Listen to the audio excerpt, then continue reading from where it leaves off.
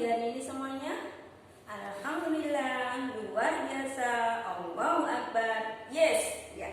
Alhamdulillah, hari ini kita bertemu lagi. Kita akan belajar pelajaran fikih. Namun seperti biasa, sebelum kita belajar, mari kita membaca doa bersama-sama dulu. Yang kita tujukan untuk yang pertama untuk Nabi Muhammad SAW, yang kedua untuk Syekh Abdul Qadir Jailani, yang ketiga untuk pendiri Yayasan Lembaga Islam Kebon Sari Malang, selanjutnya untuk kedua orang tua kita, untuk guru-guru, dan untuk kalian semuanya. Mari kita bersama-sama mempersiapkan diri untuk berdoa.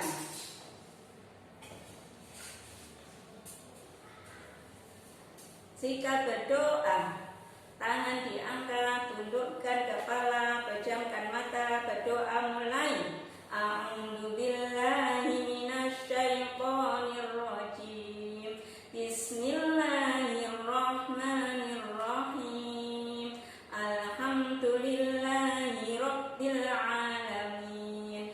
Ar-Rahmanirrahim. Maliki yaumiddin. Iyyaka na'budu wa iyyaka nasta'in. Ihdinas siratal mustaqim. Siratal ladzina an'amta 'alaihim ghairil maghdubi 'alaihim waladdallin. Rabbighfirli wa liwalidayya wa lil mu'minina amin. Raditu billahi rabba wa bil islami dina wa bi Muhammadin nabiyyan wa rasula. Rabbi zidni ilma warzuqni fahma. Amin ya rabbal alamin. Terima kasih anak-anak, pastinya sekarang sudah mandi dan sarapan pagi. Waktunya kita belajar pelajaran fikih. Coba disiapkan bukunya. Hari ini kita melanjutkan pelajaran tentang bab bersuci dari najis. Bu Nur ingin mengingatkan kalian kembali pada pertemuan minggu yang lalu, ya. Kita belajar tentang bersuci dari najis. Kemarin kita sudah belajar tentang pengertian najis, perintah membersihkan najis, dan hari ini kita akan belajar tentang macam-macam najis dan cara mensucikannya. Ya, benar, ingatkan lagi ya. Jadi pengertian najis kemarin apa? Pintar. Najis itu berarti kotoran. Sedangkan menurut hukum Islam, najis itu adalah sesuatu yang dianggap kotor. Ingat ya. Kemudian perintah membersihkan najis terdapat pada Al-Quran surat apa? Ya, surat Al-Mudaththir ayat yang keempat. Juga ada dalam sabda Rasulullah atau yang disebut dengan hadis. Ya. Hari ini kita akan belajar tentang macam-macam najis. Coba perhatikan PowerPoint yang Bu Guru tampilkan, ya. Macam-macam najis. Najis itu ada 3 macam. Yang pertama adalah najis ringan, yang disebut dengan najis mughallazah. Apa? Diulangi? Ya. Najis ringan atau najis mughallazah. Yang kedua adalah najis sedang atau najis mutawassithah. Ulangi. Najis sedang atau najis mutawassithah. Yang ketiga yaitu najis berat atau yang disebut dengan najis mughallazah. Dari 3 macam najis ini, najis ringan, najis sedang, dan najis berat, ada penggolongan lain dari najis yang kedua, yaitu najis yang kedua atau najis sedang ini dibagi lagi menjadi 2. Ada najis hukmiyah dan najis ainiyah. Mari kita bahas. Coba lihat buku kalian, buka halaman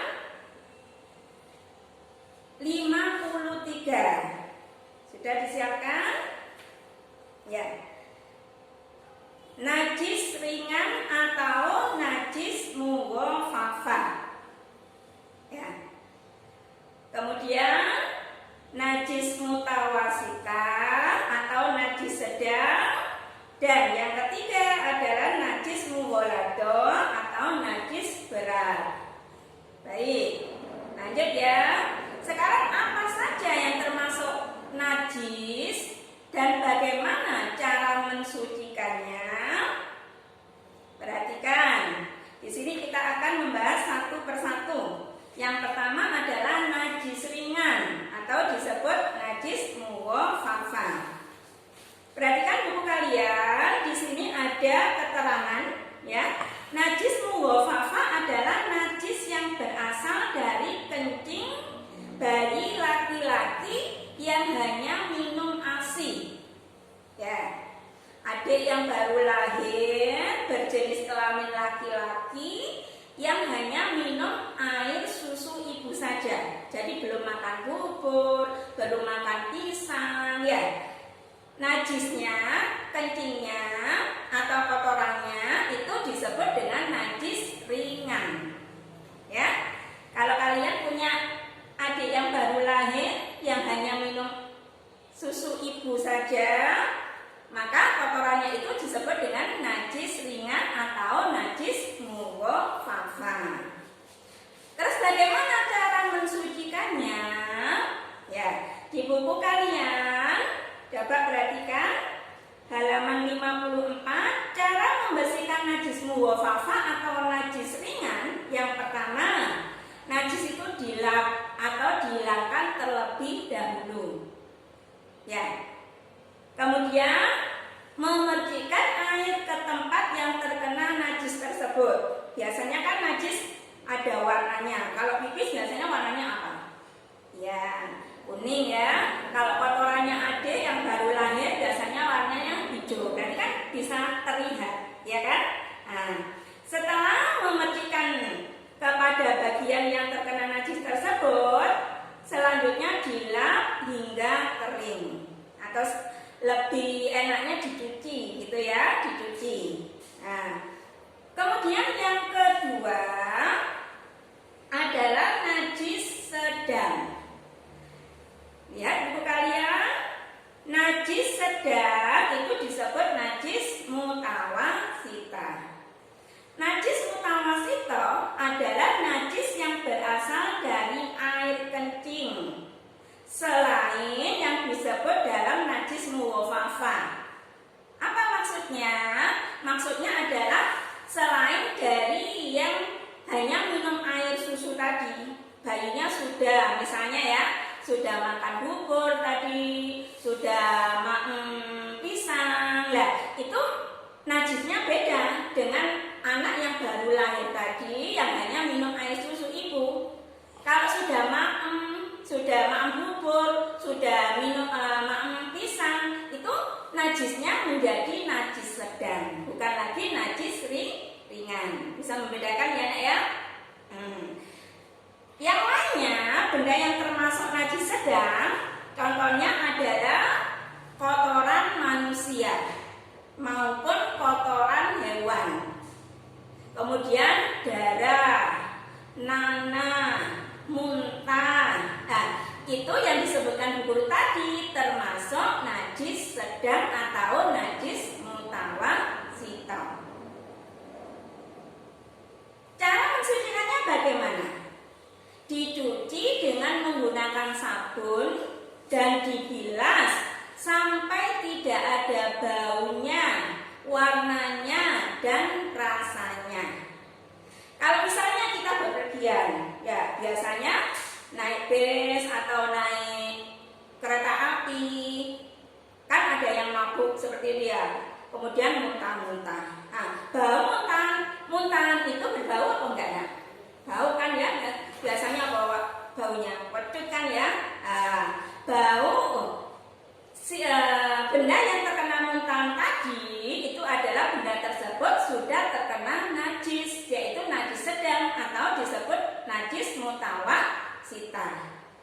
Ya, darah juga, ya, darah, nanah, muntah, kotoran manusia dan hewan itu adalah contoh dari najis sedang. Cara mensucikannya sama seperti tadi dikatakan guru ya, dicuci dengan menggunakan sabun, boleh sabun rinso atau yang lain ya, sabun cuci yang lain. Kemudian setelah dicuci, disikat bagian yang terkena najis tersebut ya, kemudian dibilas sampai tidak berbau lagi dan tidak ada warna yang melekat pada benda tersebut dan dikira-kira sudah tidak ada rasanya lagi, baru dikatakan menjadi suci kembali ya. Jadi benda atau tubuh kita yang terkena najis itu harus segera disucikan, apalagi kalau kita akan melaksanakan sholat ya. Sekarang najis yang terakhir, oh ya, Bunur ulangi lagi ya. Najis sedang tadi masih dibagi menjadi dua, ya. Yang disebut najis hukmiyah. Apa najis hukmiyah itu? Coba perhatikan ibu kalian. Najis hukmiyah adalah najis yang sudah tidak ada bentuknya, warnanya, aromanya, dan rasanya. Ya. Disebut hukmiyah karena meskipun tanpa ada bentuk dan sifat jenis najis itu, tapi tempat yang terkena najis itu tetap ada hukumnya, yaitu najis hukmiyah. Bagaimana cara mensucikannya? Cukup dengan mengalirkan air sampai air basuhan melebihi ukuran tempat yang terkena najis. Ya. Tadi misalnya ya, guru kasih contoh, sapu tangan kita terkena muntahan, ya, sudah dicuci, dicuci tadi, sudah dicuci, sudah tidak ada warnanya, aromanya, yang baunya kecut tadi ya, dan rasanya, tapi benda tersebut atau sapu tangan tersebut kan masih tadi terkena najis ya. Setelah kita mensucikannya sampai bersih, baru sapu tangan tersebut menjadi suci. Prosesnya seperti tadi yang diucapkan guru ya. Sekarang yang kedua adalah najis ainiyah. Ya. Pembagian yang kedua dari najis mutawasitah atau najis sedang yaitu najis ainiyah. Najis ainiyah seperti yang diterangkan di buku kalian adalah najis yang masih memiliki salah satu dari bentuk, warna, aroma, dan rasanya. Cara mensucikannya adalah dibasuh dengan air sampai najis dan sifatnya hilang. Ya, jadi najis sedang atau najis mutawasitah masih dibagi menjadi dua. Ulang dari atas ya, yaitu najis hukmiyah dan najis ainiyah. Sekarang yang ketiga yaitu najis berat. Ini keterangannya boleh juga dilihat di buku kalian halaman 55. Najis mughaladhah atau najis berat. Contohnya adalah najis yang berasal dari air liur anjing, kotoran anjing, ataupun apapun yang keluar dari anjing dan babi. Ya. Najis yang berasal dari air liur, kotoran, dan apapun yang keluar dari anjing dan babi, itu disebut dengan najis berat atau najis mughaladhah. Cara mensucikannya bagaimana? Dibuang najisnya. Tempat yang terkena najis dibersihkan dengan air bercampur tanah. Kemudian dibilas dengan air sebanyak 6 kali hingga hilang warna, bau, dan rasanya. Kalau biasanya pernah dengar dicuci sampai 7 kali itu ya. Jadi yang ke-6 kali itu adalah air bercampur tanah, kemudian